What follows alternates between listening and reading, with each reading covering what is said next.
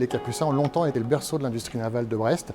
Ici ont été coulées par exemple la ligne d'arbres de la Jeanne d'Arc, des pièces du porte-avions Charles de Gaulle. On y trouve maintenant à l'entrée le canot de l'Empereur et donc ce témoin du passé passe le relais, si je puis dire, pour 70.8 qui présente l'océan dans sa version plutôt future.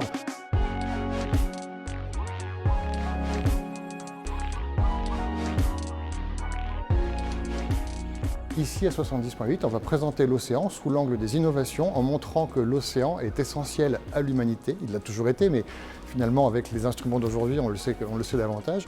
Et on présente ici, à 70.8, tous les éléments qui montrent que l'océan est essentiel à l'avenir de l'humanité, qu'il s'agisse d'alimentation, comme on l'a dit tout à l'heure, qu'il s'agisse de santé ou d'enjeux stratégiques maritimes au sens très large du terme.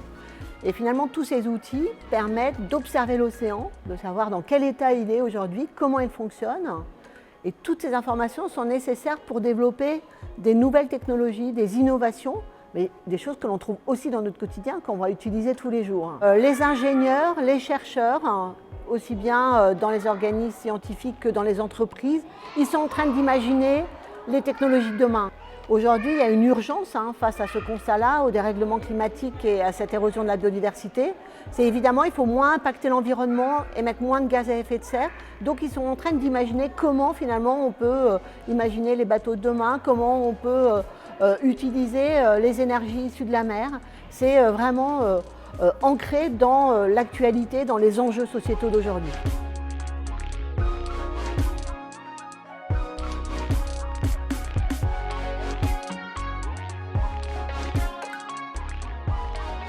Alors, on l'oublie trop souvent, mais ce qu'on appelle la planète Terre, c'est d'abord la planète mer, puisque les 2/3 de la superficie, la surface de notre Terre, c'est la mer. D'où cette appellation de 70.8.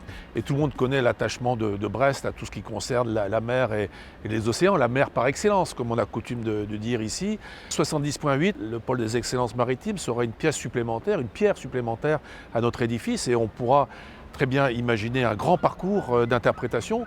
Océanopolis, bien entendu, qui va faire l'objet d'une très grande rénovation. Le centre d'interprétation des phares et balises, porté par le conseil départemental au port de commerce. Le musée de la marine, bien entendu, mais aussi ce qui existe déjà sur la place des machines, à savoir le canot de l'Empereur, magnifique, extraordinaire.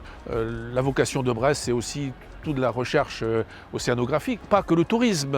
Donc c'est un tout, c'est une pièce supplémentaire dans le puzzle.